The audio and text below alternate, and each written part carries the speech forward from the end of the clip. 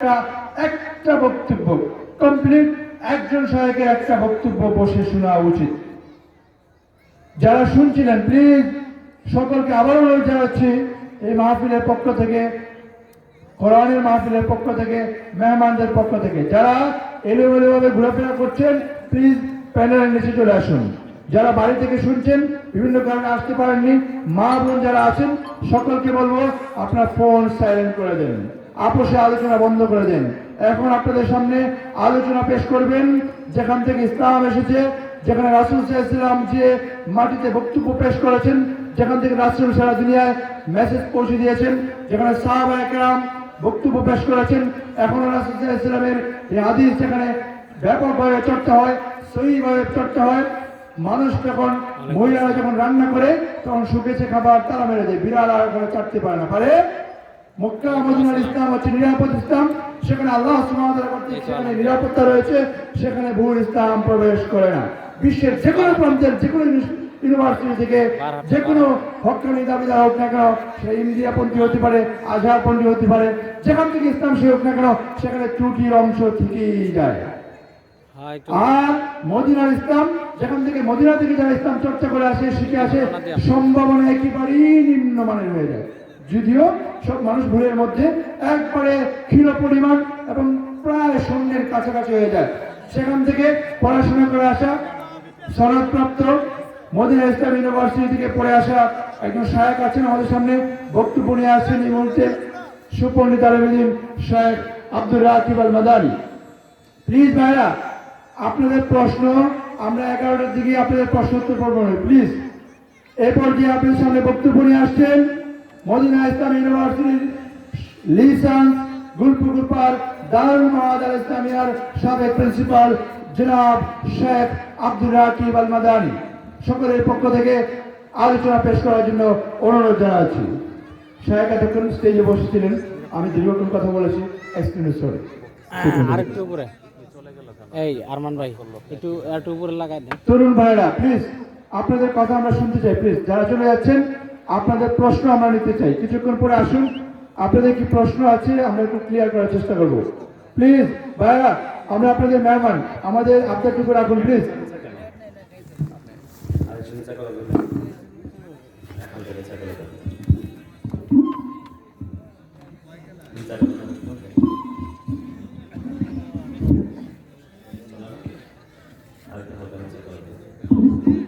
হ্যাঁ হ্যাঁ ঠিক আছে, এবার ওটা আপনি করে নিতে পারবেন, ওটা আপনি চাপ দিলেই হবে।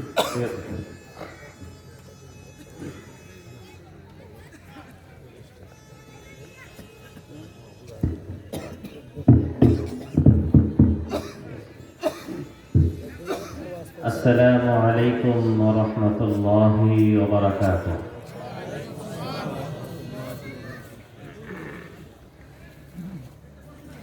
আলহামদুলিল্লাহ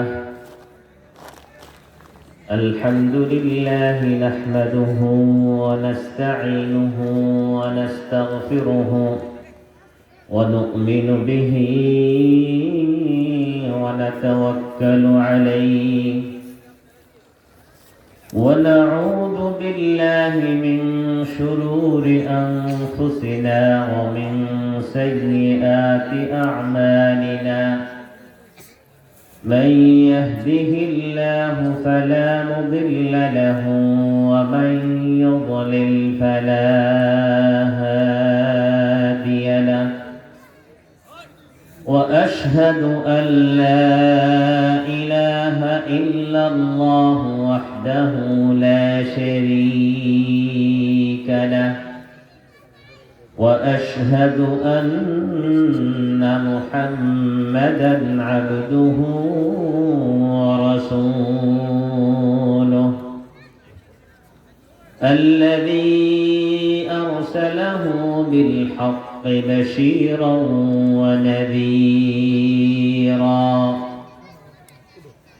وداعيا إلى الله بإذنه وسراجا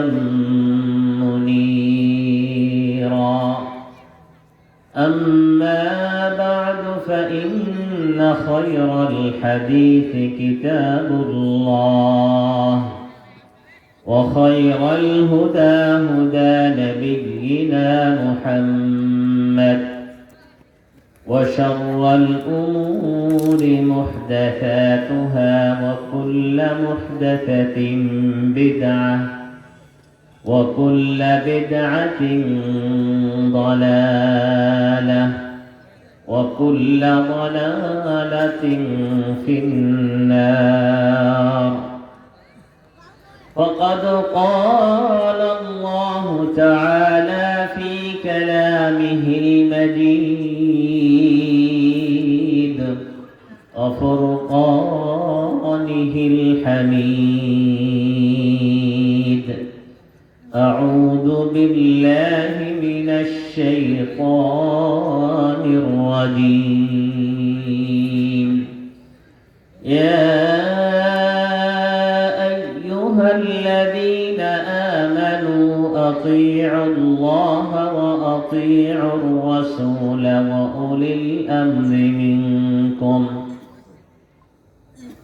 وأولي الأمر منكم فإن تنازعتم في شيء فردوه إلى الله والرسول إن كنتم تؤمنون بالله واليوم الآخر ذلك خير وأحسن تأويلا. وعن عباد بن سارية رضي الله عنه قال: وعدنا رسول الله صلى الله عليه وسلم موعظة وجلت منها القلوب وذرفت منها العيون فقلنا كأنها موعظة مودع فقلنا أوصنا يا رسول الله. قال: أوصيكم بتقوى الله عز وجل والسمع والطاعة وإن تأمر عليكم عبد حبشي فإنه من يعش منكم فسيرى اختلافا كثيرا فعليكم بسنتي وسنة الخلفاء الراشدين المهديين تمسكوا بها وعضوا عليها بالنواجذ وإياكم ومحدثات الأمور فإن كل محدثة بدعة وكل بدعة ضلالة أخرجه الترمذي. الحمد لله সমস্ত প্রশংসা যাবতীয় গুণগান হামদ ও থানা বিনয় ও নম্রতা সব একমাত্র সেই মহান আল্লাহ রাব্বুল আলামিনের জন্য যার অশেষ ও খাস মেহেরবানিতে আজকের এই নুরুল হেরা দারুল কোরআন মাদ্রাসার উদ্যোগে আয়োজিত প্রথম বার্ষিক ইসলামী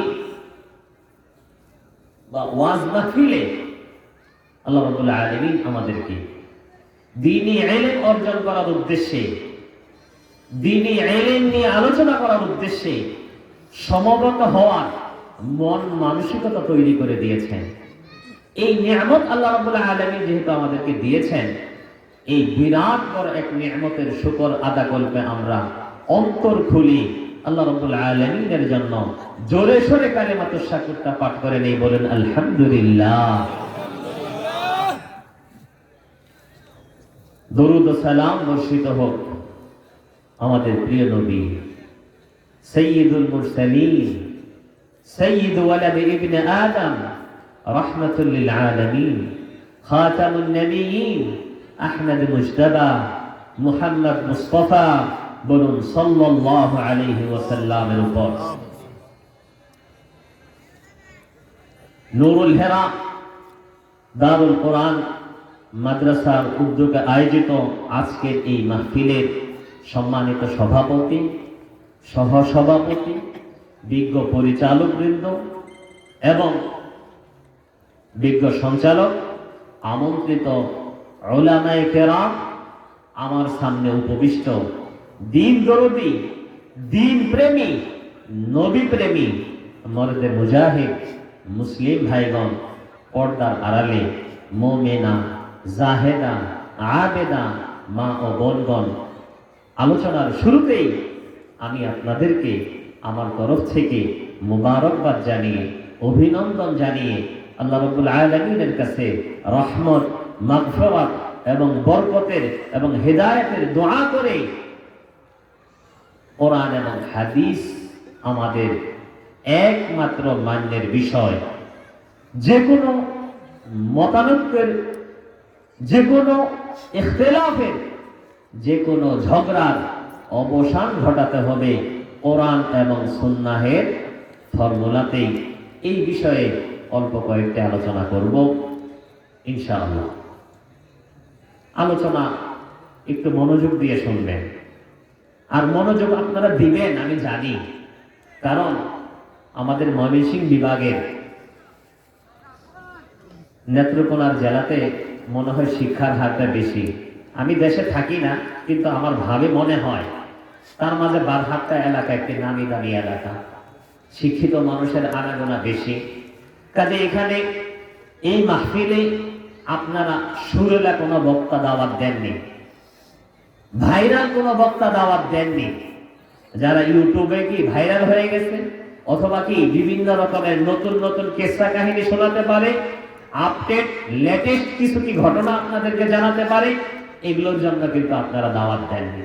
আপনারা দাওয়াত দিয়েছেন যারা মদিনায় ইলম অর্জন করেছে, যারা কোরআন এবং হাদিস নিয়ে মসজিদে নববীতে, আল্লাহর রাসূলের মসজিদে আল্লাহর রাসূল সাল্লাল্লাহু আলাইহি ওয়াসাল্লামের যে সুফারা ছাত্ররা থাকতো তার পাশে বসে যারা দ্বীনি ইলম আহরণ করেছে, তাদের কাছ থেকে কিছুটা আপনারা কোরআন হাদিসের সলিড নির্যাস নির্ভেজাল ইলম অর্জনের জন্য আপনারা আমাদেরকে যেমন দাওয়াত দিয়েছেন, আপনারা দূর দূরান্ত থেকে কষ্ট করে এসেছেন। কিন্তু আশা ছিল মাহফিল কমিটির অথবা আমাদের যেরকম তেমনটা হয়নি, অথবা অনেকেই প্যান্ডেলের আশেপাশে ঘোরাঘুরি করতেছেন। আলোচনা শুরু করার আগেই বলবো, অনুরোধ জানাচ্ছি যে আপনারা এই মাহফিলে চলে আসুন। যথেষ্ট জায়গা খালি আছে, পিছনে যারা আছেন তারা একটু সামনের দিকে চলে আসেন। জীবনে হয়তো দ্বিতীয়বার মোলাকাত নাও হতে পারে, দ্বীনি মাজলিসে বসেছি, দ্বীনি ইলম আহরণ করবেন, যা বুঝেন না প্রশ্ন করবেন। আলোচনার পরে 100% অধিকার আছে আপনার যে কোনো বিষয়ে সন্দেহ লাগবে, মতানৈক্য মনে হবে নতুন কথা, মনে হবে এটা আর কোনোদিন শুনিনি, দলিল সহ আমাকে জিজ্ঞাসা করবেন। এবং আমি যেহেতু নিজের পরিচয় হিসাবে মদিনা পড়ুয়া আলেম হিসাবে পরিচয় দিয়েছি, আমি আব্দুর রাকিব বাধ্য আপনাকে কোরআন হাদিসের বরাত দিয়ে উত্তর দিয়ে পরে স্টেজ থেকে নামব। ঠিক আছে? ইনশাআল্লাহ। আমরা কোরআনে কারীমের একটা আয়াত পড়েছিলাম, সূরা নিসা 59 নম্বর আয়াত। আল্লাহ রাব্বুল আলামিন আমাদেরকে সুন্দরভাবে ডাক দিয়ে বুঝিয়ে দিচ্ছেন।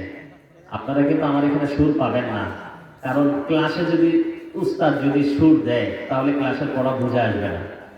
কখনো ধমক দিতে হবে, কখনো কি নরম করে বলতে হবে, কখনো কি রাগ উঠাইতে হবে, কখনো অন্যভাবে। তো যাই হোক, যে কথা বলতেছিলাম, আল্লাহ রাব্বুল আলামিন আমাদেরকে পবিত্র কালামে পাকে ঈমানদার হিসাবে, ইয়া আইয়ুহাল্লাযীনা আমানু, হে ঈমানদারগণ, ঈমানদার বলে কেন ডাক দিলেন জানেন? আপনার মাঝে একটা সিফাত আছে, যে সিফাতের কারণে আল্লাহ রাব্বুল আলামিন আপনাকে অন্যরকম মুহাব্বত করেন, আল্লাহ রাব্বুল আলামিন তার নিজের অন্তর্ভুক্ত মনে করেন। এই ঈমানদার হওয়ার কারণে আল্লাহ রাব্বুল আলামিন আপনাকে মক্কা মদিনায় বিশিষ্ট নগরীতে ঢোকার অনুমতি দিয়েছেন। ইন্নামাল মুশরিকুনা নাজাস ফালা ইয়াকরাবুল মাসজিদাল হারাম।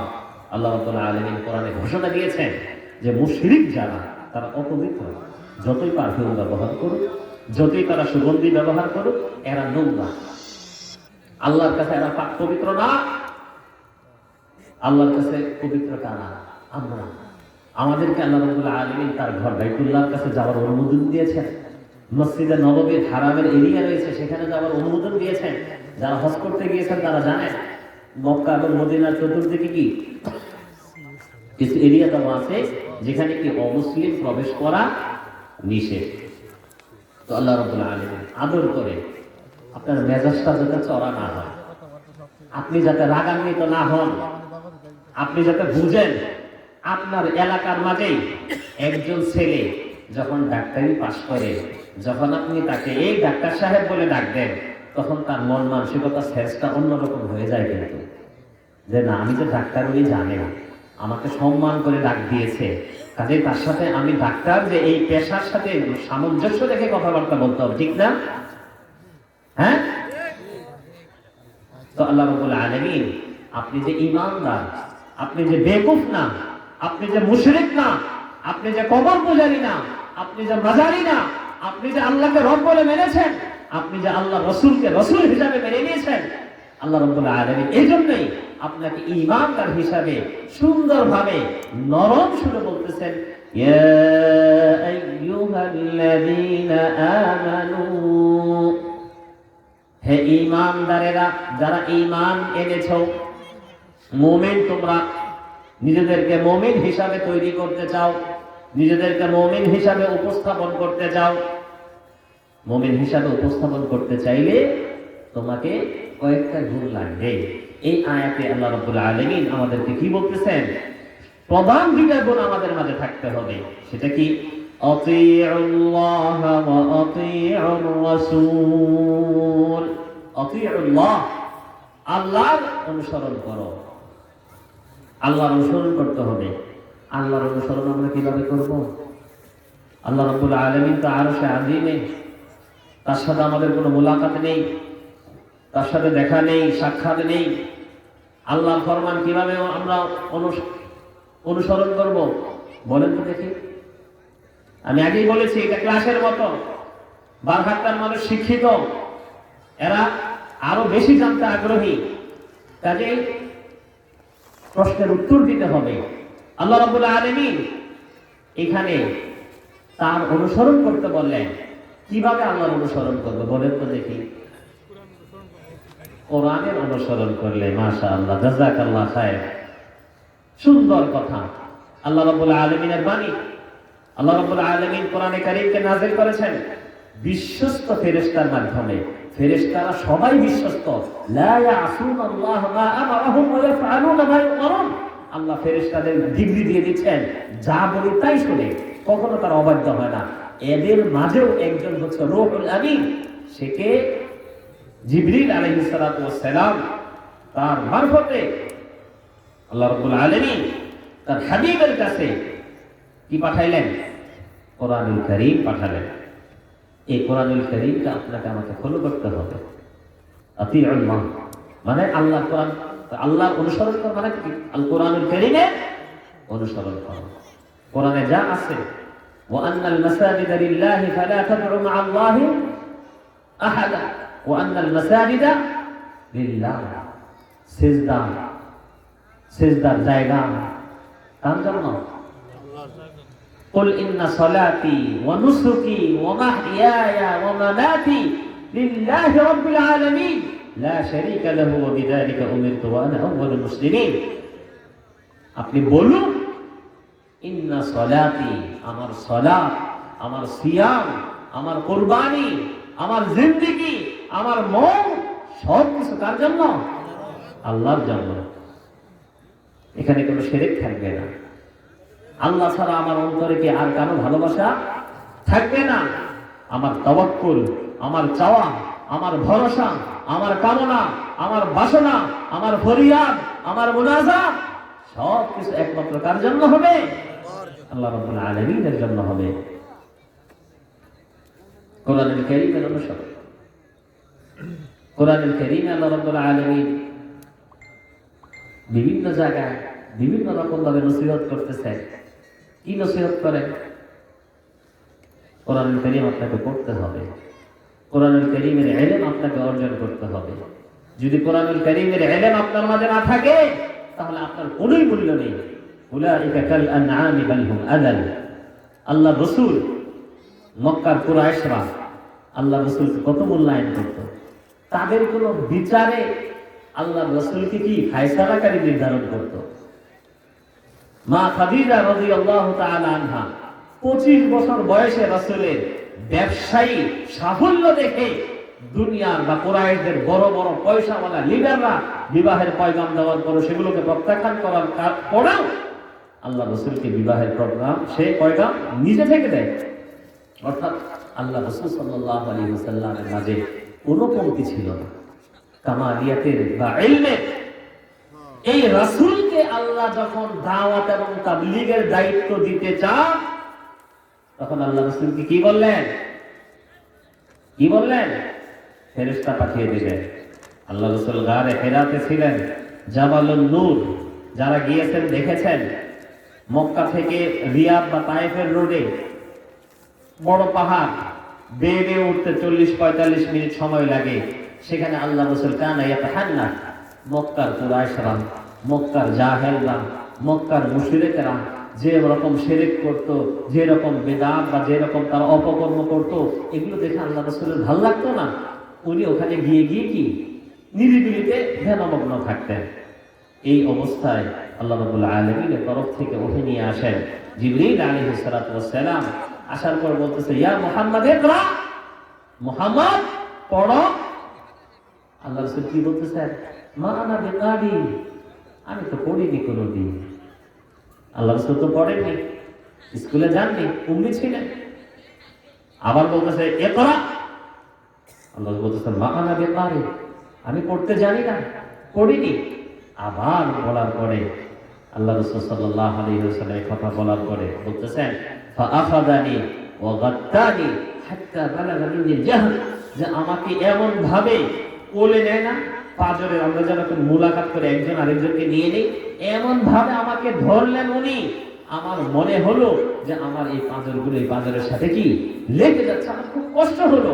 আল্লাহ রাসূলের জ্বর চলে এসেছিল। আল্লাহ রাসূল তাড়াতাড়ি মা খাদিজার ঘরে গিয়ে বলতেছে, জামিলুনি জামিলুনি জামিলুনি, আমাকে চাদর দাও, আমাকে চাদর দাও। শীত করে না এরকম? তো কতটা কষ্ট সেখানে আল্লাহ রাসূল সাল্লাল্লাহু আলাইহি ওয়াসাল্লাম পেয়েছিলেন। তার মূল উদ্দেশ্য দাওয়াতের কাজ। কোন মুসলিম যদি তার ইবাদত করতে চায়, কোন মুসলিম যদি তার জিন্দেগিতে ইসলামের বিধিবিধান পালন করতে চায়, কোন মুসলিম যদি ইসলামী তাহজিব তামাদ্দুন বজায় রাখতে চায়, তাহলে তাকে অবশ্যই আল কোরআনুল কারীমের ইলম তাকে অর্জন করতে হবে। কিন্তু আফসোসের বিষয়, আল কোরআনুল কারীমের অনুবাদ আমাদের মসজিদের মেম্বারগুলোতে দেখা যায় না। কোরআনুল কারীমের সরাসরি অনুবাদ কোথাও হয় না। আমাদের হাজারো মাহফিল হচ্ছে, এই মাহফিলগুলোতে দেওয়া হচ্ছে তাফসীর মাহফিল। কোরআনের একটি আয়াত পড়ে যার যার মন মতো তাফসীর করতেছি আজকে আমরা। কিন্তু আল্লাহর রাসূল যেভাবে বুঝিয়েছিলেন ঠিক সেভাবেই বুঝতে হবে। আপনার আমার বুঝলে হবে না। যেমন একটা এক্সাম্পল দেই, কোরআনুল কারীম আল্লাহ রাব্বুল আলামিন বলতেছেন, ওয়া'বুদ রাব্বাকা হাত্তা ইয়াতিয়াকাল ইয়াকিন, তুমি তোমার রবের ইবাদত করো যতক্ষণ পর্যন্ত না তোমার ইয়াকিন আসে। ইয়াকিন অর্থ কি কে বলতে পারবে? হ্যাঁ, বিশ্বাস কারা কারা বলেন? হাত উঠান দেখি। কারা কারা বিশ্বাস বলতেছেন? হাত উঠান। বেশি মানুষ, আচ্ছা উঠেছে।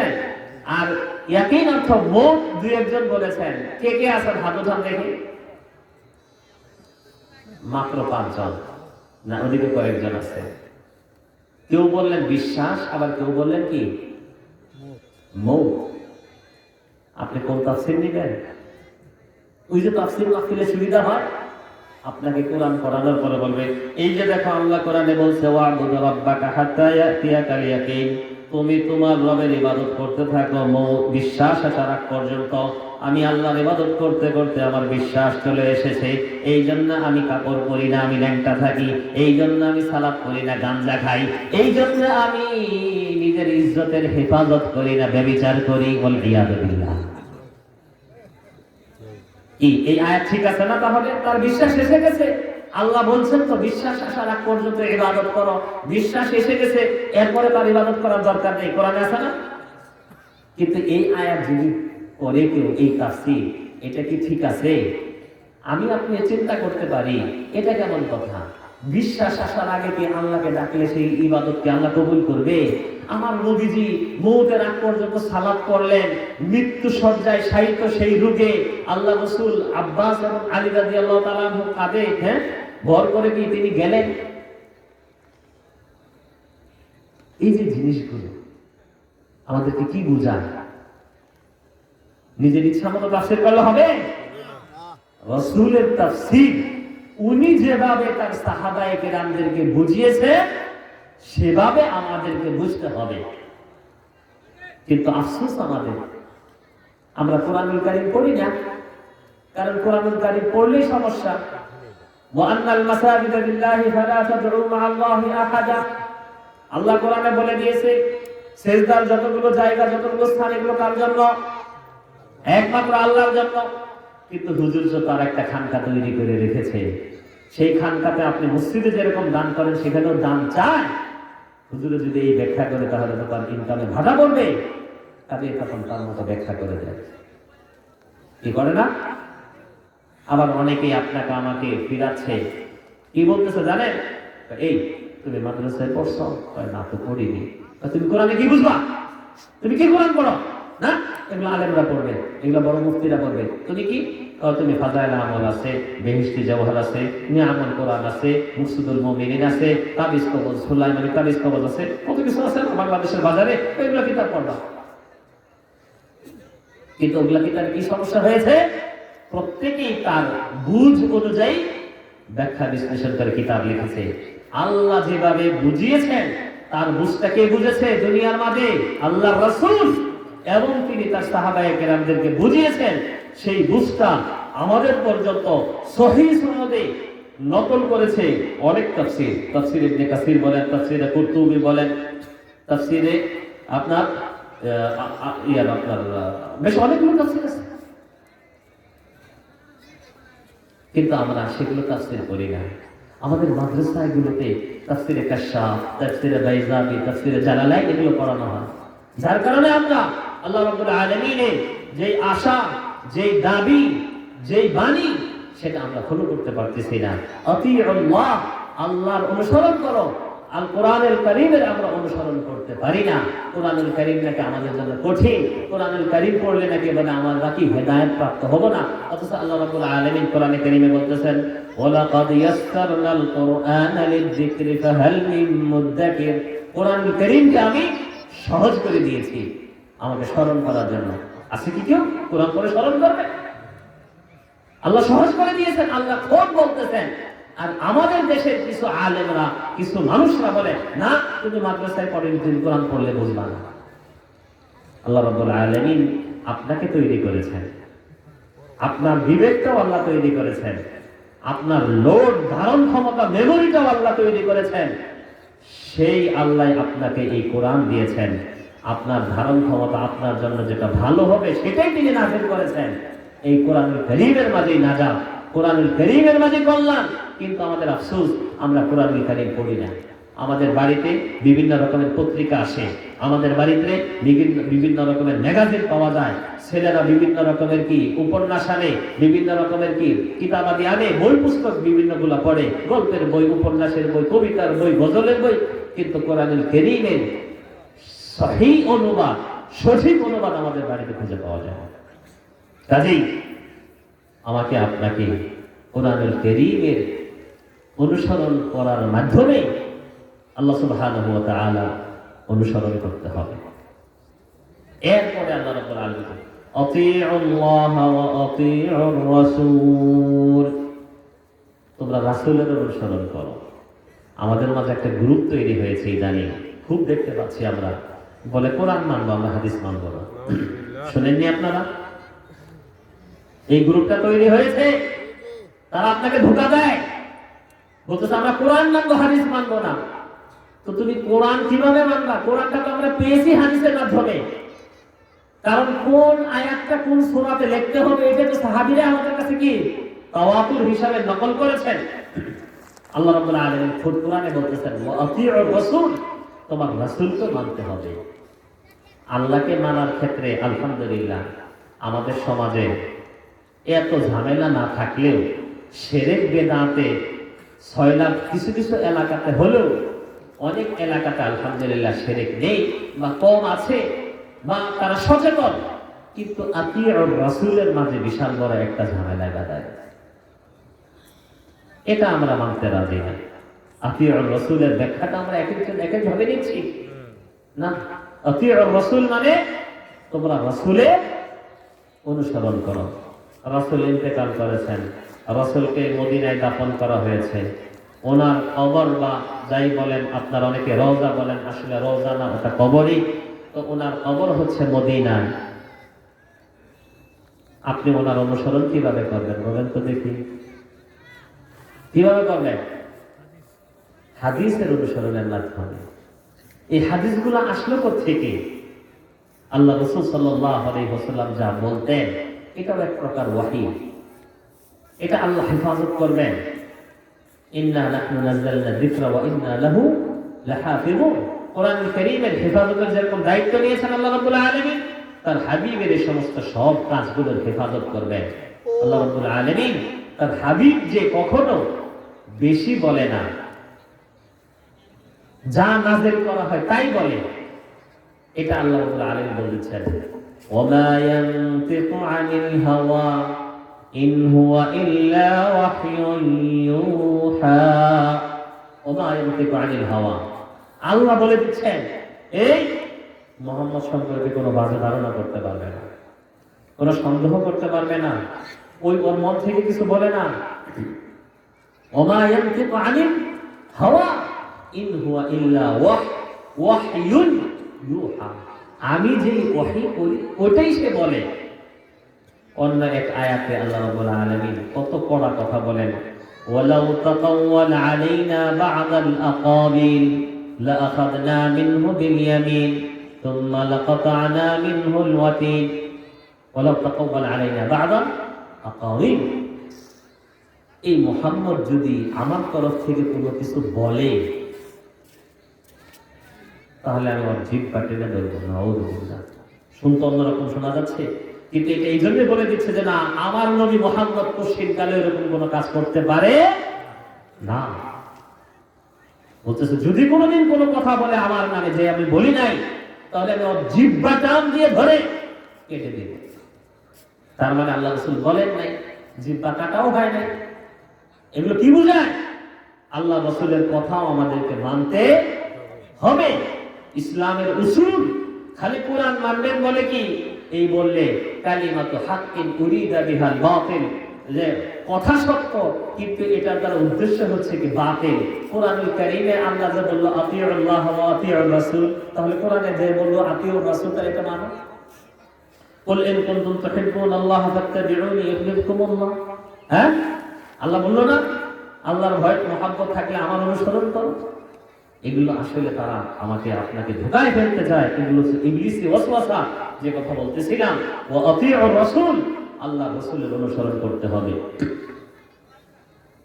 আল্লাহ রাসূল সাল্লাল্লাহু আলাইহি ওয়াসাল্লামের অনুসরণের মাঝে আমাদের মাঝে অনেক রকমের ঝামেলা চলে আসে, কিন্তু সেটা পরে বলতেছি। আরো কিছু মানুষ আছে তাদের অনুসরণ করতে হবে সমাজে বেঁচে থাকতে হলে, দুনিয়াবি কামিয়াবি পেতে চাইলে। এই আয়াতে আল্লাহ বলতেছেন, আমার কথা না, ইয়া আইয়ুহাল্লাযীনা আমানু আতিউল্লাহা ওয়া আতিউর রাসূল ওয়া উলিল আমরি মিনকুম।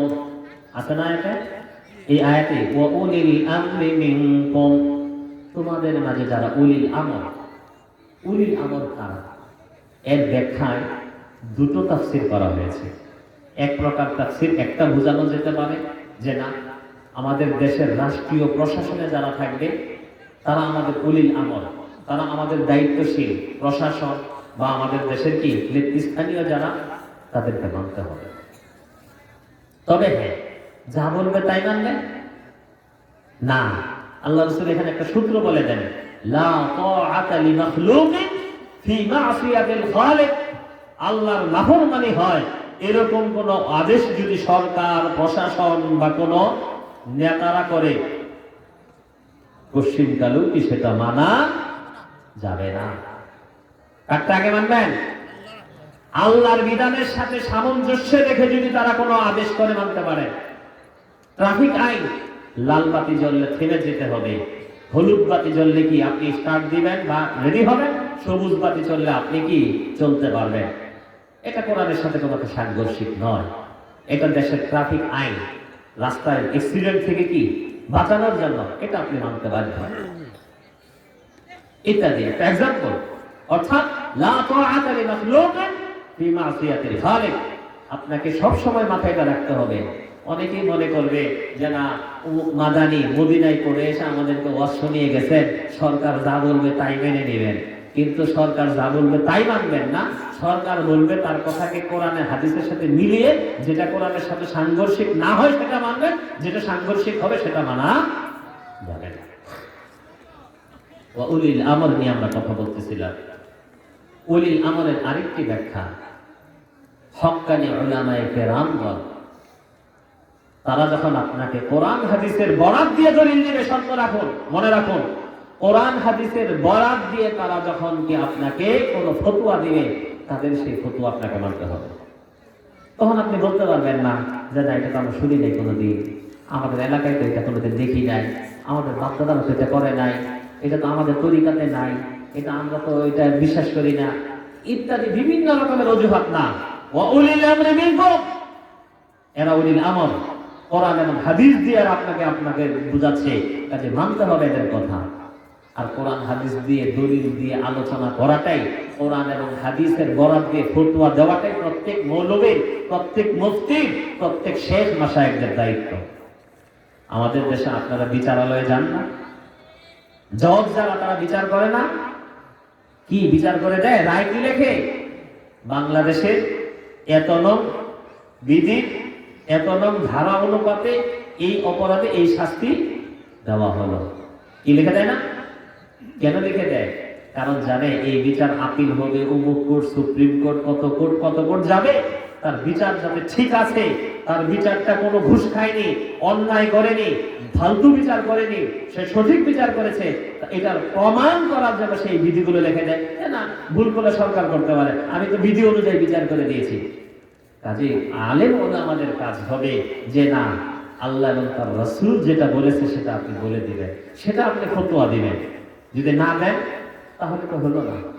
একটা ঘটনাই বলি, আমি যখন তায়েফ দাওয়া সেন্টারে চাকরি করি, নকলা থানার এক ভাই মাদ্রাসায় পড়েছে আলেম পর্যন্ত, আমার সাথে ভালো পরিচয় ময়মনসিংহের হিসাবে। আমি ময়মনসিংহ সদরের দিনই আলোচনা করি, ফাউন্ডেশনে চাকরি করে আসা যাওয়া হয়। তো একদিন তার দোকানে গিয়েছে, বসে আছি, এই অবস্থায় এক ভাই আমাকে ফতোয়া জিজ্ঞাসা করলেন, ভাই আপনাকে একটা প্রশ্ন জিজ্ঞেস করি, বলেন। আচ্ছা, সুন্নত যদি কেউ না করে তাহলে কি তার ফরজ হবে? আমি বললাম হবে। কারণ সে আমাকে যেরকম প্রশ্ন করছে আমি উত্তর দিলাম হবে। এখন এই ভাই বলতেছে, আপনি যেভাবে উত্তর দিলেন তাহলে তো কেউ সুন্নত করবে না। আমি বললাম যে কে সুন্নত পড়বে না না পড়বে না সেটার জন্য তো আল্লাহ আমাকে ধরবে না। আল্লাহ আমাকে জিজ্ঞাসা করবে আমি কি আমার মন মতলবী ফতোয়া দিয়েছি না কোরআন এবং হাদিস অনুযায়ী ফতোয়া দিয়েছি। সুন্নত সালাত আদায় করার গুরুত্ব আছে, অপরিসীম, কিন্তু সুন্নত সালাত আদায় না করলে গুনাহ হয়, এটা যেহেতু আল্লাহ রাসূল বলে নাই, আমি কেন বলবো? আমি কেন বেশি বাহাদুরি করতে যাব? আমি কেন নিজেকে বেশি পরহেজগার বা ইমানদার দেখা থেকে তুমি সুন্নত পড়লে না তোমার ফরজই হবে না? আছে না আমাদের দেশে এরকম ফতোয়া আছে না? আছে কি নাই? তার বললাম যে না, সেটার জন্য আল্লাহ আমাকে জিজ্ঞাসা করবে না। সে আমাকে জিজ্ঞাসা করছে হবে কি হবে না, গুনাহ হবে কি হবে না। এত লম্বা সে চায় নাই, লম্বা চাইলে আমি দিতাম বা আমি দিব পরে। আর আমি জানি সে কেন জিজ্ঞাসা করছে, কারণ এটাকে তাদের মাঝে একটু জল্পনা কল্পনা চলতেছিল। তো প্রত্যেক আলেমকে জজরা যেরকম বাংলাদেশের ধারা লেখে, বিধি লেখে, অনুচ্ছেদ লেখে, সবকিছু লেখে বিচার ফাইসলা করে দেয়, আমাদের আলেমদের দায়িত্ব হবে কোরআন হাদিসের বরাত দিয়ে ফতোয়া দেওয়া। ফতোয়া দিয়ে দিলাম, কিতাবে আছে, এই কিতাবে আছে, কোন কিতাব আছে আপনি খুঁজে নেন, কিতাবের নাম নেই। কাজেই ওয়া উলিল আমরি মিনকুম, আল্লাহ রাব্বুল আলামিন বলতেছেন তোমাদের মাঝে উলিল আমর যারা, কোরআন এবং হাদিসের বরাত দিয়ে যারা ফতোয়া দিবে, যাদের আলোচনার শেষে কোরআন এবং হাদিসের কথা থাকবে, প্রত্যেকটা কথা তোমাদেরকে মানতে হবে। আল্লাহ রাব্বুল আলামিন তার বান্দাদেরকে পেরেশানিতে রাখতে চান না। বান্দারা কষ্ট করুক, আল্লাহ কত মেহেরবান আমাদের উপর। বান্দারা আপোষে একটা ঝামেলায় পড়ুক, কোনো বিষয় নিয়ে কনফিউজ থাকুক, আল্লাহ এটা চান না। আল্লাহ এখানে বলে দিচ্ছেন, فَإِن تَنَازَعْتُمْ فِي شَيْءٍ فَرُدُّوهُ إِلَى اللَّهِ وَالرَّسُولِ فَإِن تَنَازَعْتُمْ فِي شَيْءٍ, যদি তোমরা আল্লাহকে অনুসরণ করতে গিয়ে, রাসূলকে অনুসরণ করতে গিয়ে, প্রশাসন বা বড় উলামায়ে কেরাম, হক্কানি উলামায়ে কেরাম অর্থাৎ উলিল আমর, আল্লাহ, রাসূল, উলিল আমর, এদের অনুসরণ করতে গিয়ে যদি তানাজু, তোমাদের মাঝে মতানৈক্য দেখা দেয়, মতভেদ দেখা দেয়, মত পার্থক্য দেখা দেয়, তাহলে আপোষে মারামারি করবে নাকি? আল্লাহ এটা বললো না? মাথা গুনবে কোন গ্রুপে কোন লোক, কত লোক বেশি। হ্যাঁ, মাথা গুনবে কোন দলে কোন লোক বেশি, কত বেশি। আমাদের বাংলাদেশে তারা এটাও চলে, এত গোলা মানুষ লোক, আমরা এত, আমাদের গ্রুপে এত, তোরা কয়টা, এমনি করে তোরা কয়টা, আমরা এত মানুষ। আল্লাহ আপনাকে কি বলেন জানেন? ওমা ইউমিনু আকতারুহুম বিল্লাহি ইল্লা ওয়া হুম মুশরিকুন। এই অধিকাংশ মানুষ যারা দাবি করে মুসলমান, আসলে বেশি দিত মুশরিক। আল্লাহ রাসূলকে পর্যন্ত আল্লাহ সতর্ক করে, وَإِن تُطِعْ أَكْثَرَ مَن فِي الْأَرْضِ يُضِلُّكَ عَن سَبِيلِ اللَّهِ। হে মুহাম্মদ, আপনি যদি অধিকাংশ মানুষের রাস্তায় চলেন, তারা আপনাকে গোমরাহ করে ছাড়বে। তার মানে অধিকাংশ মানুষের রাস্তা কোন রাস্তা? আচ্ছা বন্ধু, শতকরা কয়জন জান্নাতে যাবে? হ্যাঁ, 1001 জন। মাসলা ভালোই জানেন, আলহামদুলিল্লাহ। এই জন্য বললাম যে শতকরা কয়জন। 1001 জন যদি জান্নাতে যায়, একজনের পাল্লা ভারী না 999 জনের পাল্লা ভারী?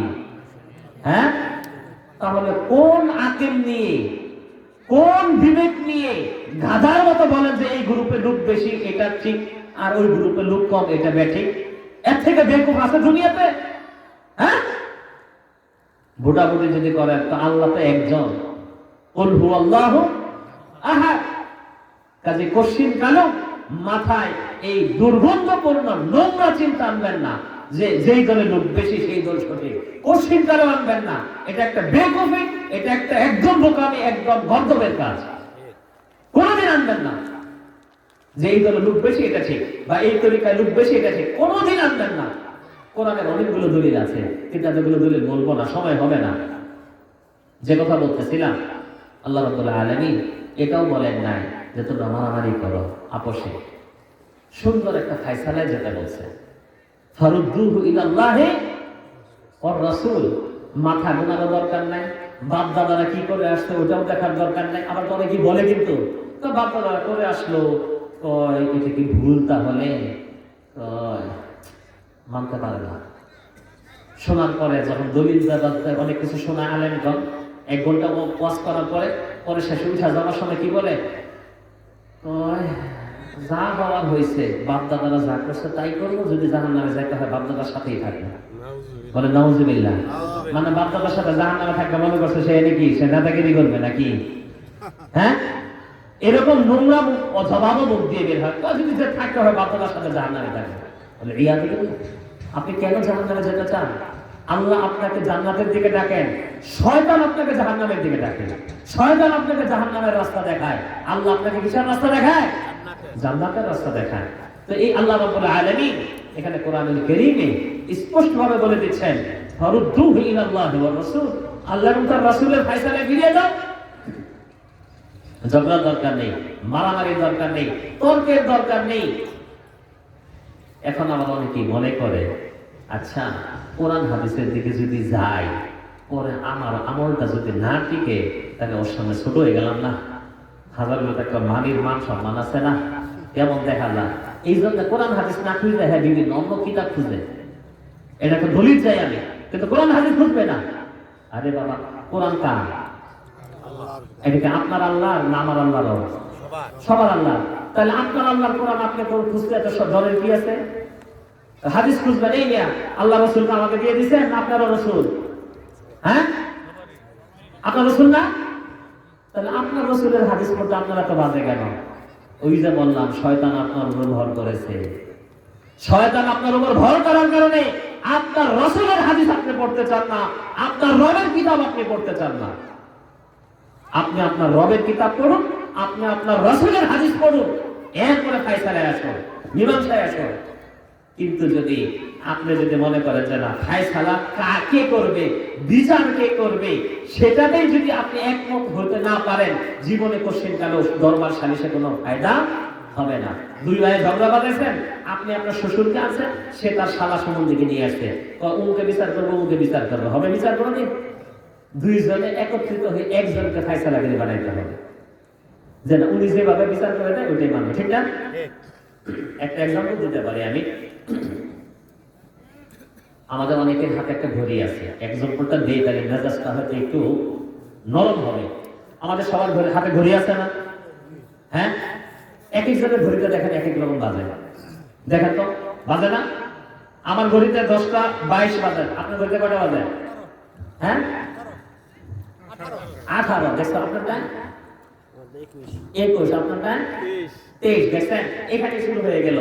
তাহলে এখানে যে আমরা মারামারি করার পরে আমাদের এই ভাই বললো, এই মিয়া আমার ঘড়ি এটা আমেরিকা থেকে আনা, এই ঘড়ির দাম 1.5 লাখ টাকা, আমার এই ঘড়ির দাম কি কোনোদিনই হইতে পারে নাকি? মানব আমি? হ্যাঁ, আবার ওনারা করতেছে না আমাদের কারো ঘড়িতে 20 বাজে না, আমাদের সবার ঘড়িতে 15 বাজে। এখন তারা সব চিল্লাই উঠছে, কয় নাই না আমরা 20 জন মানুষ কইতেছি এখন 15 বাজে, আগ্রহটাই ঠিক। মানবেন আপনি? কিভাবে একটা ফায়সালা আসবেন বলেন তো দেখি? একটা ফায়সালায় কিন্তু আমরা আসি, কিভাবে ফায়সালা আসবেন বলেন?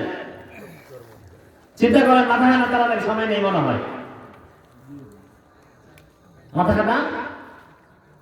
আপনারা তো খবর শুনেন বেশি, আপনারা টিভি দেখেন বেশি, আপনারা রেডিও শুনেন বেশি। বলেন, আমাদের বাংলাদেশের স্টুডিওগুলোতে খবর পড়ার আগে বলে টুম টুম টুম, শেষে একবার জোরে করে টুম, মানে কি একদম সেকেন্ডে মিলে গেছে। অর্থাৎ আমাদের স্টুডিওর ঘড়িতে কি বেলা এই কয়টা বাজে। তখন এই স্টুডিওর ঘড়ির সাথে যার ঘড়ি মিলবে না তার ঘড়িটা কি ব্যাঠিক। যদি পুরো বারহাট্টা মানুষ, ময়মনসিংহ বিভাগের মানুষ সবাই যদি, আচ্ছা ঠিক আছে, তো এই পুরা বারহাট্টা কেন ময়মনসিংহ বিভাগের বাংলাদেশের অর্ধেক মানুষের যদি ঘড়ির কাঁটা না মিলে ঘাওড়ানি করলে চলবে? চলবে? আপনাকে বিদায় নিতে হবে। এখন যদি আপনি অপমান বোধ করেন যে না আমার কথাটা থাকলো, তাহলে তো আপনি হক চিনলেন না, হক মানলেন না। এখানে আপনি আপনার বাংলাদেশের সরকারের স্টুডিওর কাছে আপনি নত হইলেন, এখানে অপমানের কি আছে? কাজে আপনি যখন কোরআন হাদিস খুঁজবেন, খুঁজতে গিয়ে যখন পাবেন যে না আপনি সারা জীবন যে আমলটা করেছেন এই আমল হাদিসে নাই, আপনি যে আকীদা বিশ্বাস করেছেন এই আকীদাটা কোরআনে নাই, আপনি কোরআন এবং হাদিসের সামনে সারেন্ডার করলেন। আপনি তো ওই নামাজী বলেন, আপনি তো ওই সালাফি বলেন, অথবা ওই আহলে হাদিস বলেন, অথবা যেই ভাই বলেন সহি আকীদার বলেন, তার সামনে তো আপনি মাথা নত করলেন না। আপনি কার সামনে মাথা নত করলেন? আর এটা একটা ঈমানদারের দায়িত্ব। রাসূলুল্লাহ সাল্লাল্লাহু আলাইহি ওয়াসাল্লাম বলেন, লা ইউমিনু আহাদুকুম হাত্তা ইয়াকুনা হাওয়াহু তাবআন লিমা জিতু বি। তোমাদের মাঝে কেউ ততক্ষণ পর্যন্ত প্রকৃত ঈমানদার হতে পারবে না যতক্ষণ না তার চিন্তা, চেতনা, মন, মস্তিষ্ক আমি নবী মুহাম্মদ রাসূলুল্লাহ সাল্লাল্লাহু আলাইহি ওয়াসাল্লাম যা নিয়ে এসেছি তার অধীনস্থ না হবে। অর্থাৎ রাসূল সাল্লাল্লাহু আলাইহি ওয়াসাল্লামের হাদিসে সকালে একটা আমল পেয়েছেন, কিন্তু এর পরের দিন দেখলেন আরেকটা হাদিস, আগের হাদিসটা থেকে এটা বেশি সহিহ, আগেরটা জয়ীফ, তাহলে আপনাকে অবশ্যই সহিহ হাদিসের উপর আমল করতে হবে। আপনার মন, মস্তিষ্ক, চিন্তা, চেতনা অধীনস্থ হতে হবে কার সামনে? রাসূল সাল্লাল্লাহু আলাইহি ওয়াসাল্লামের আনিত হাদিস এবং কোরআনের সামনে। সম্মানিত দিনপ্রিয় ভাইগণ, আমি বলেছিলাম যে না আপনারা এখানে দ্বীনি আলোচনা শোনার উদ্দেশ্যে এসেছেন, এলাকার বাছাই করা কিছু লোক এসেছেন, দূর দূরান্ত থেকে অনেকে এসেছেন, খুব আগ্রহ নিয়ে শুনতেছেন। আমি আপনাদের সামনে একটা হাদিস পাঠ করেছিলাম। আল্লাহ রাসূলও তার উম্মতদেরকে বলতে ভুল করেননি যে উম্মতরা দিশেহারা হয়ে মারামারি করবে, সমাজে যখন ইখতিলাফ দেখবে, বিশেষ করে আমাদের বাংলাদেশের জমিনে দেখেন তরিকা কি একটা দুইটা? হানাফি, শাফি, মালিকি, হাম্বলি, সুফি, রিজভি, নকশবন্দি, চিশতি, কাদেরি, মুজাদ্দিদি, খারেজি, শিয়া, রাফিদি, কতগুলো দল তৈরি হয়েছে, আছে না? আপনি কোনটা মানবেন? কোনটা মানবেন? আপনার মাথায় কনফিউজ হয়ে যাবে। এজন্য আল্লাহ রাসূল সাল্লাল্লাহু আলাইহি ওয়াসাল্লাম একটা হাদিস, ইরবাদ বিন সারিয়া রাদিয়াল্লাহু তাআলা আনহু বলেন, ওয়া'আদানা রাসূলুল্লাহ সাল্লাল্লাহু আলাইহি ওয়াসাল্লাম মাউ'ইদাতান বালিগা। আল্লাহ রাসূল একদিন আমাদেরকে ভাষণ দিচ্ছিলেন আমাদের সামনে। ওয়াজিলাত মিনহাল কুলুব, ভাষণ শুনে আমাদের অন্তর কি হয়ে যায়? ভীত সন্ত্রস্ত হয়ে যায়। ওয়াদারাফাত মিনহাল উয়ুন, আমাদের চোখ দিয়ে ঝরঝর করে পানি ঝরতে থাকে। আমরা ভাবলাম কান্নাহা মাউ'ইদাতুন মুওয়াদ্দি'in, বিদায় বেলায় একজন মানুষ তার প্রিয়জনদেরকে যেরকম নসিহত করে, আল্লাহ রাসূল মনে হয় এরকম বিদায়ী বেলায় কোনো একটা নসিহত করতেছেন। আল্লাহ রাসূল মনে হয় আমাদেরকে ছেড়ে চলে যাবেন, আল্লাহ রাসূলকে মনে হয় আমরা পাবো না। তখন আমরা সবাই আল্লাহ রাসূলের কাছে একটা আবদার জানাইলাম, আল্লাহ রাসূল আউসিনা ইয়া রাসূলুল্লাহ। আগে বললো ওয়া'আদানা মাউ'ইদা, নসিহত করতেছিলেন, আল্লাহ রাসূল ওসিয়ত করেন। আল্লাহ রাসূল ওসিয়ত আর নসিহতের মাঝে কি কিছু তফাৎ আছে না নাই? আমাদের বাংলাদেশের অনেক মানুষ বাপকে বাদ দেয় না, মাকে খাবার দেয় না, বাপ মায়ের সাথে সম্পর্ক ভালো নাই, কিন্তু আবার বাবার ওসিয়ত কি? বাবা ওসিয়ত করে গেছে, বাবা ওসিয়ত করে গেছে আমার তার খবরটা ভাড়া করতে হবে। এটা মিথ্যা ওসিয়ত, মানে এটা ওসিয়ত পালন করা যাবে না। যে কথা বলতেছিলাম যে আমরা ওসিয়তটাকে আলাদা গুরুত্ব দেই, আল্লাহ রাসূলকেও এরকম ভাবে বলেন আউসিনা ইয়া রাসূলুল্লাহ, আমাদেরকে একটু ওসিয়ত করুন। আল্লাহ রাসূল কয়টা বিষয়ে ওসিয়ত করেন দেখেন, উসিকুম বিতাকওয়াল্লাহি আযজা ওয়া জাল। এক নম্বর তোমাদের ওসিয়ত করতেছে আল্লাহর ভয় থাকবে অন্তরে, অন্তরে আল্লাহর ভয় রাখবে। আজকে যদি আমাদের অন্তরে আল্লাহর ভয় থাকতো তাহলে আমাদের দ্বারা এরকম অন্যায় হতো না। আমরা মানুষ মারা যাওয়ার পরে একজন মাইয়েতের বাড়িতে খাওয়ার জন্য জিহ্বা লম্বা করে কতটাই কি আশা করে বসে থাকি, তাকে ফুসলাই কবে খাওয়াবি, কবে খাওয়াবি, কবে খাওয়াবি। এত সম্পর্কে রেখে গেল, ওনার আত্মীয় মারা গেছে, উনি নিজে পেরেশানিতে আছে, কি একটা সমস্যায় আছে, মন ভারাক্রান্ত, আপনার উনি গরু জবাই করে খাওয়াবে, অথচ কি আমরা এই যে জিনিসটা আল্লাহর ভয় থাকতে হবে। আল্লাহর ভয় থাকলে কেউ হারাম খাওয়ার জন্য চেষ্টা করবে না, হারাম ফতোয়া দেওয়ার চেষ্টা করবে না, বেদাত দেওয়ার করার চেষ্টা করবে না, শিরক করার চেষ্টা করবে না। তাকওয়া অর্জন করতে হবে। ওয়াসসাম'আ ওয়া তাআ, একটু আগে কোরআনের আয়াতের যে ব্যাখ্যা করলাম, অনুসরণ করতে হবে। এখানেও আমিরের অনুসরণের কথা আসছে, ওয়াসসাম'আ ওয়া তাআ, শুনবে এবং অনুসরণ করবে। আল্লাহ সেটা বল, ওয়া ইন তা'আম্মারা আলাইকুম আব্দুল হাবাশী, যদি তোমাদের উপর যদি একজন কৃতদাস গোলামকেও যদি লিডার নিযুক্ত করে দেওয়া হয় তাও মানবে। কি জন্য জানেন? ইসলামের মাঝে যতটুকু ফিতনা দেখবেন, আপনার দেখবেন নেতৃস্থানীয় লোকদেরকে সঠিকভাবে পালন না করার কারণে, ঠিক মতো নেতৃস্থানীয় লোকদের প্রতি ভক্তি না থাকার কারণে আল্লাহ চান এখানে আমির এবং মাহমুর যারা আছে তারা একসাথে কাঁধে কাঁধ মিলিয়ে কি তাদের দেশের উন্নয়ন, দশের উন্নয়ন, সমাজের উন্নয়ন করবে। কিন্তু আমাদের গণতন্ত্রের যে সমস্ত দেশগুলো আছে, একটা দল আর একটা কি বিরোধী দল, নারীর একটা বিরোধী দল, মানে উনি ভালো কাজ করলে আমি বিরোধী করবো, আছে না? শুরু হয়ে যায়, এটা করে বিশৃঙ্খলা হয়, হরতাল হয়, মারামারি হয়, কাটাকাটি হয়, কুপাকুপি হয়, হয় না? এই জন্য আল্লাহ রাসূল সাল্লাল্লাহু আলাইহি ওয়াসাল্লাম ওয়াসসাম'আ ওয়া তাআ, আমিরের অনুসরণ করবে, মানবে। এরপর আল্লাহ রাসূল দেখেন কত সুন্দর করে কয়েকটা নসিহত করতেছেন, ফা ইন্নাহু মান ইয়াইশ মিনকুম, তোমাদের মাঝে যারা অনেক দিন বেঁচে থাকবে, ফাসায়ারা ইখতিলাফান কাসীরা, অনেক ইখতিলাফ দেখতে পাবে। যে ইখতিলাফ আমরা বাংলাদেশের মানুষরা দেখি, যে ইখতিলাফ ময়মনসিংহের মানুষে দেখে, যে ইখতিলাফ নেত্রকোনার মানুষেরা দেখে, যে ইখতিলাফ বারহাট্টার মানুষেরা দেখতেছে, অস্বীকার করা যাবে? করতে পারবে? এই ইখতিলাফের যুগে আমরা চলে এসেছি না? আল্লাহ রাসূলের কথা আমাদেরকে মনে রাখতে হবে। আল্লাহ রাসূল কি বললেন? মারামারি করবা, কাটাকাটি করবা, মাথা গুনবা, পার্টি দেখবা, গ্রুপ দেখবা, বাপদাদা রসুল নামাজ দেখবা, তরিকা দেখবা না, কোনোটাই না। ফাইন্নাহু মান ইয়াইশ মিনকুম ফাসায়ারা ইখতিলাফান কাসীরা ফাআলাইকুম, আরবিতে বলা হয় মানে তোমাদের উপর ওয়াজিব, আলাইকুম ফাআলাইকুম, তোমাদের উপর ওয়াজিব এমত অবস্থায় সুন্নতি, আমার সুন্নতের উপর আঁকড়ে ধরা, ও সুন্নতিল খুলাফায়ে রাশিদিন, খোলাফায়ে রাশিদিনদের সুন্নতের উপর আঁকড়ে ধরা। এই সুন্নত নাই আমাদের দেশে? এই ইসলামিক ফাউন্ডেশনে কে চাকরি করে? মাদানি চাকরি করে? হ্যাঁ, না ওখানে সব নামাজধারী বসে রেখেছে? ওখানে তো আমাদের দেশের প্রচলিত মাযহাবের বাইরে তো আছে, তারাই তো বুখারী শরীফের তরজমা করেছে। ওই তরজমা পড়তে আপনার লজ্জা লাগে কেন? ওই তরজমার প্রতি আপনার এত বিদ্বেষ কেন?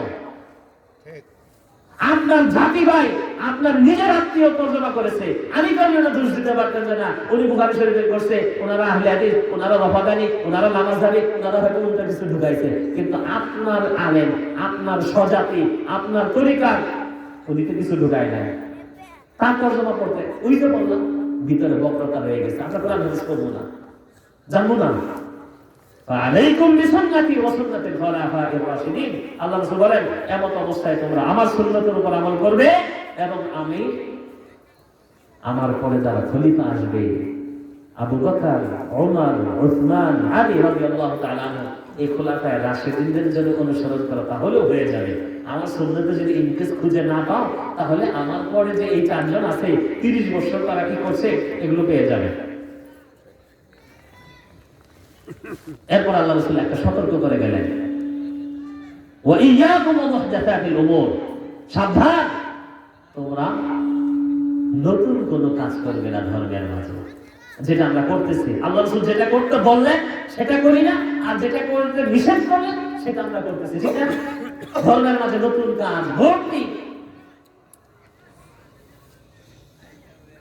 ওয়া ইয়্যাকুম ওয়া মুহদাসাতিল উমুর ফাইন্না কুল্লা মুহদাসাতিন বিদআহ, প্রত্যেকটা নতুন কাজে বিদআত, ওয়া কুল্লা বিদআতিন দালালা, এবং প্রত্যেকটা বিদআতে কি গুমরাহি। অন্য আরেক হাদিস আছে ওয়া কুল্লা দালালাতিন ফিন্নার, প্রত্যেকটা গুমরাহির ঠিকানাই হচ্ছে জাহান্নাম। এখানে কিন্তু কুল্লা শব্দ বলেছে, যারা আরবি পড়েন, মাদ্রাসায় পড়েছেন, তারা বুঝবেন কুল্লু শব্দের অর্থ হলো প্রত্যেক। আল্লাহ রাসূল সাল্লাল্লাহু আলাইহি ওয়াসাল্লাম যখন বলেন ওয়া কুল্লা দালালাতিন ফিন্নার ওয়া কুল্লা বিদআতিন দালালা, প্রত্যেকটা বিদআতি গুমরাহি, সেখানে কিন্তু আমি আপনি নিজের থেকে বিদআতে হাসানা, বিদআতে সাইয়্যা ভাগ করার কোনো অধিকার রাখি না। সম্মানিত দিনপ্রিয় ভাইবোন, কোরআনের আয়াত পড়েছিলাম, রাসূল সাল্লাল্লাহু আলাইহি ওয়াসাল্লাম একটা হাদিস পড়েছিলাম। আমার জানা মতে কোনো একটা আলোচনা দলিল বিহীন করিনি, কোরআন এবং হাদিসের বাহিরে কোনো আলোচনা করিনি। আল্লাহ এবং তার রাসূল সাল্লাল্লাহু আলাইহি ওয়াসাল্লাম যা নসিহত করেছেন তা আপনাদেরকে শুনিয়েছি, মানার দায়িত্ব আপনার। চিন্তা চেতনাকে পরিবর্তন করুন। সমাজের মাঝে এভাবে ফয়লাভ হয়ে যাচ্ছে বিভিন্ন ফেরকায়, আমরা কোন ফেরকায় ঢুকবো? আসল রাসূলের ফেরকায় আসি, সিরাতে মুস্তাকিমে আসি। নবীজি তো আমার জন্য শাফাআত করবে, সে রাসূলের শাফাআতই তো আমার দরকার না। আমার তরিকার পীরে, আমার তরিকার ইমামে আমাকে শাফাআত করবে, কোশ্চেন কালেও না।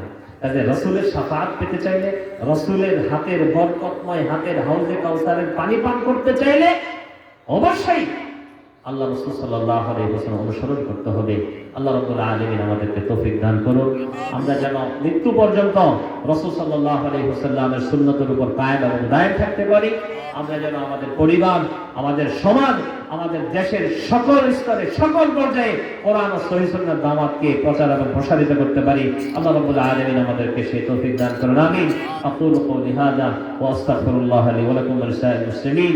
বারাকাল্লাহু লি ওয়া লাকুম ফিল কুরআনিল আযীম ওয়া নাফা'নি ওয়া ইয়্যাকুম বিল আয়াতি ওয়া যিকরিল হাকীম ওয়া সাল্লাল্লাহু আলা নাবিয়িনা মুহাম্মাদিন ওয়া আলা আলিহি ওয়া সাহবিহি আজমাইন। আসসালামু আলাইকুম ওয়া রাহমাতুল্লাহি ওয়া বারাকাতুহু।